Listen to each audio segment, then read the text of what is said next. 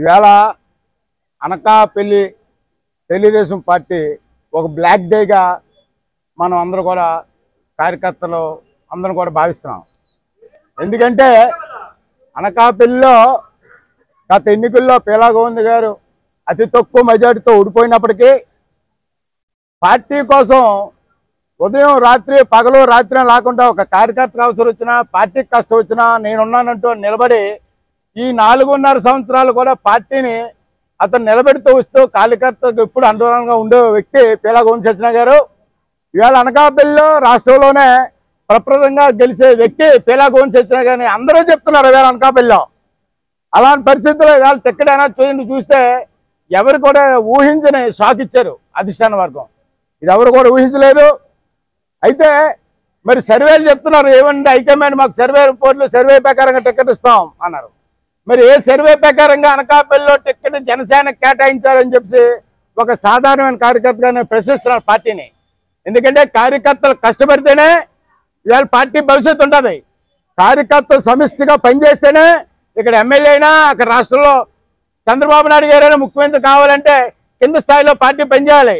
మరి ఏ సర్వే ప్రకారంగా పీలా గోవింద్ గారికి కాదని జనసేనకి ఇచ్చారని చెప్పి ఒక కార్యకర్త మనం ప్రశ్నిస్తున్నాం.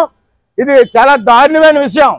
ఇవాళ ఎవరు కూడా జీర్ణించుకోవడం పరిస్థితి. పార్టీలో కార్యకర్తలు మనోభావాలు కూడా కనీసం పరిగణలో తీసుకోకుండా ఇవాళ టికెట్ కేటాయించడం అంటే అన్ని టికెట్లు బాగా ఇచ్చానంటున్నారు.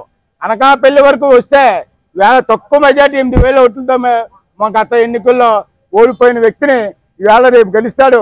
ప్రజల్లో ఇవాళ ఎవరిని అడిగినా గోవింద్ ఎమ్మెల్యే అయితే బాగుంటుంది, గోవింద్ ఎమ్మెల్యే అయితే తెలుగుదేశం పార్టీగా మేము ఎలాగా మా పార్టీ వ్యక్తిని చెప్తాం.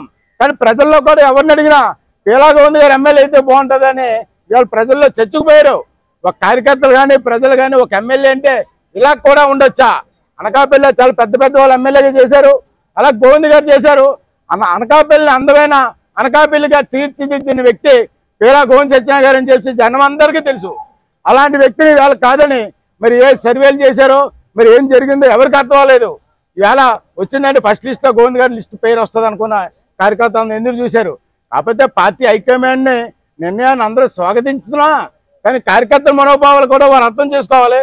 అర్థం చేసుకోకుండా చేసినప్పుడు కార్యకర్తలు మంచి నిర్ణయం తీసుకుంటారని చెప్పి నేను అనుకుంటున్నాను కార్యకర్తగా. ఎందుకంటే ఆయన ఉంటేనే పార్టీలో మేము ఉంటాం. గోవింద్ గారు తెలుగుదేశం పార్టీలో ఉంటే మేము మాలాంటి కార్యకర్త, అది నా అభిప్రాయం. ఇది కార్యకర్తల అభిప్రాయం కూడా నేను అనుకుంటున్నాం. మరి ఇంత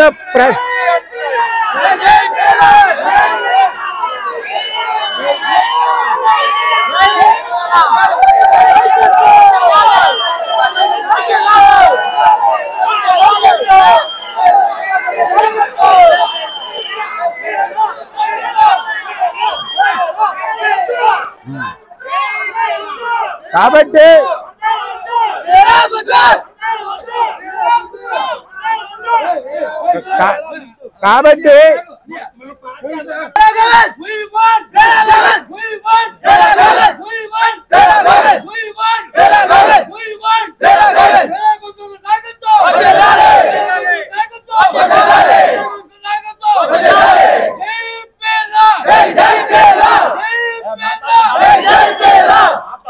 ఈవేళ ఇలాంటి మద్దతు కలిగిన పీలా గోవింద్ సత్యనారాయణ గారి దెబ్బకి అమర్నాథ్ టికెట్ లేకుండా పోయింది. మంత్రులు చేసి ఇన్ని రకాల మంత్రులు చేసి ఇవాళ పీలా గోవింద్ గారి మీద గెలవలేడు అని చెప్పి టికెటే ఇవాళ రాష్ట్రంలో ఎక్కడా లేదు. అంత మంచి వ్యక్తి, ప్రజల్లో నానుకున్న వ్యక్తి ఇవాళ మంత్రి చేసిన వ్యక్తికి అనకాపల్లి వైఎస్ఆర్ టికెట్ ఇవ్వలేని పరిస్థితి వచ్చిందంటే అది కేవలం పీలా గోవింద్ సత్యనారాయణ గారి యొక్క మంచితనం, ఆయన ఘనత. మార్చిన టికెట్ ఇవాళ వెళ్ళింది. ఇవాళ మాకైతే గోవింద్ గారికి అన్యాయం జరుగుతుంది. అందరూ ఏ కార్యకర్త ఊహించలేదు. ఎప్పుడు ఎన్నికలు వస్తాయా, ఎప్పుడు గోవింద్ గారిని ఎమ్మెల్యే గారు చూస్తారని అనకాపల్లి పట్టణ ప్రజలందరూ ఎదురు చూశారు. మరి ఇలా చూసిన తరుణంలో ఇలాంటి జరగడం చాలా విచారించదగ్గ విషయం. నా వరకు నేను పర్సనల్గా చెప్తాను, ఇలా ఎవ్వరికి సంబంధం లేదు. గోవింద్ గారి నిర్ణయం మీద మా కార్యకర్తలందరూ కూడా పార్టీలో ఉండాలా లేదా అనేది మేము నిర్ణయం తీసుకుంటాం.